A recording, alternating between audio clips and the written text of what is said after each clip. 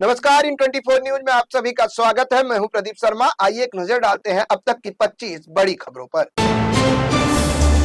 ठाणे जिले में कई घरों में चोरी के मामले में 2 लोगों को पुलिस ने किया गिरफ्तार। उनके पास से 21.45 लाख रुपए से अधिक कीमत के चोरी के तांबे की पाइप किया जब्त।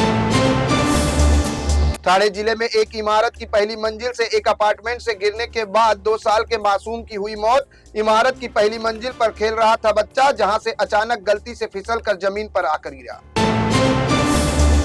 शिवसेना यूबीटी के सांसद संजय राउत ने महायुति के घटक दलों के बीच गैंगवार चलने का किया दावा। संजय राउत ने कहा, अजीत पवार और एकनाथ शिंदे की पार्टी में एक खूंखार गैंगवार चला रही है बीजेपी। उद्धव ठाकरे की शिवसेना को लगा बड़ा झटका। पार्टी की सीनियर महिला नेता राजुल पटेल ने एकनाथ शिंदे की शिवसेना का थामा दामन। उन्होंने यूबीटी पर लगाए कई तरह के पक्षपात करने के आरोप। ठाणे के एक मॉल में सुबह अचानक लगी आग। मॉल के दूसरे मंजिल पर स्थित पूमा ब्रांड के आउटलेट पर लगी भीषण आग। मौके पर पहुंची दमकल विभाग ने आग पर पाया काबू। आग की चपेट में आने से 2 दुकानें जलकर हुई खाक। एनसीपी नेता बाबा सिद्दीकी हत्याकांड में बीजेपी नेता मोहित कंबोज का नाम आने के बाद सियासी सरगर्मी हुई तेज। बाबा सिद्दीकी के बेटे जिशान ने अपने बयान में मोहित कंबोज का लिया नाम। जिशान के बयान पर मोहित कंबोज ने दी प्रतिक्रिया। कहा, बाबा सिद्दीकी से थे उनके अच्छे ताल्लुकात। जिशान के बयान को तोड़ मरोड़ कर किया जा रहा है पेश। बॉलीवुड एक्टर सैफ अली खान पर हुए हमले मामले पर मुंबई पुलिस ने कोर्ट में कहा, आरोपी की अभी तक पहचान परेड नहीं हो पाई। यही कारण है कि उसे पहनाया जा रहा है बुर्का। महाराष्ट्र में देश का पहला मोबाइल फॉरेंसिक वैन किया गया लॉन्च। इस मौके पर सीएम देवेंद्र फडणवीस ने कहा, इस पहल से अपराधियों में होगा डर पैदा और दोषसिद्धि दरों में होगी उल्लेखनीय बढ़ोतरी। प्रधानमंत्री नरेंद्र मोदी ने मुंबई और अहमदाबाद में British band cold play concert की सफलता का हवाला देते हुए कहा, भारत में लाइव कॉन्सर्ट की है अपार संभावनाएं। दिल्ली के पूर्व सीएम अरविंद केजरीवाल ने कहा कि दिल्ली जल बोर्ड के सीईओ ने खुद माना कि हरियाणा की तरफ से यमुना के जल में बहुत ज्यादा आ रहा है अमोनिया। आतिशी और भगवंत मान को चुनाव आयोग ने मिलने का दिया समय। जम्मू में वैष्णो देवी जा रही एक बस और ट्रक के बीच हुई टक्कर। इस हादसे में 13 लोग हुए घायल। घायलों को अस्पताल में कराया गया भर्ती। दिल्ली चुनाव को लेकर बीजेपी मुख्यालय में हुई बड़ी बैठक। इस बैठक में गृह मंत्री अमित शाह से लेकर पार्टी अध्यक्ष जेपी नड्डा, अनुराग ठाकुर समेत कई दिग्गज नेता रहे मौजूद। प्रधानमंत्री नरेंद्र मोदी पहुंचे ओडिशा। पीएम ने ओडिशा के भुवनेश्वर में Utkarsh Odisha make in Odisha exhibition का किया उद्घाटन। इस दौरान सीएम मोहन चरण मांझी भी रहे मौजूद।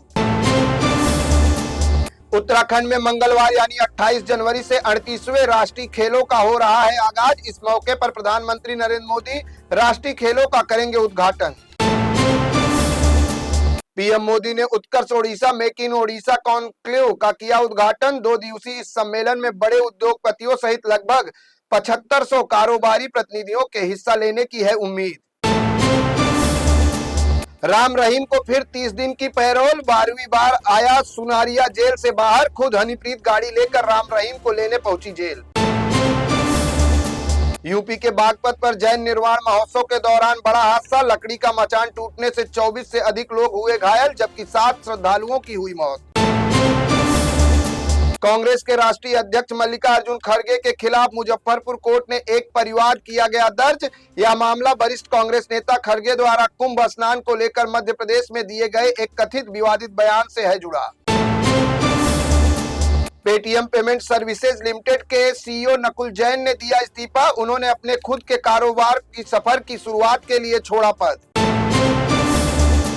महाकुंभ में अब तक करीब 15 करोड़ श्रद्धालु संगम में लगा चुके हैं डुबकी। मौनी अमावस्या से पहले उमड़ रही श्रद्धालुओं की भारी भीड़।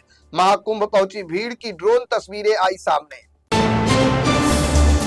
प्रयागराज महाकुंभ में देश विदेश से आए श्रद्धालुओं का उमड़ा जनसैलाब। विदेशी पर्यटक भी सनातन धर्म से जुड़ने की जता रहे हैं इच्छा। कई लोग दीक्षा लेकर कर रहे हैं धर्म परिवर्तन।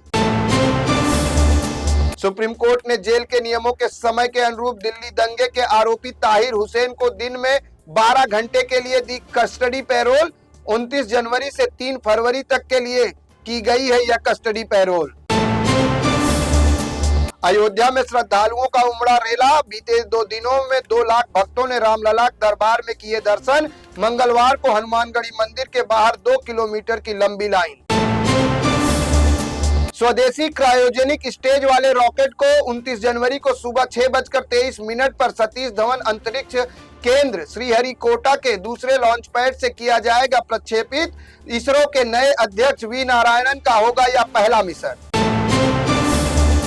मेरे साथ बस इतना ही। अन्य ताजा तरीन खबरों के लिए देखते रहें इन 24 न्यूज। इन 24 न्यूज को सोशल मीडिया के platform YouTube, Instagram, Facebook, Twitter पर लाइक करना, सब्सक्राइब करना, फॉलो करना बिल्कुल ना भूलें।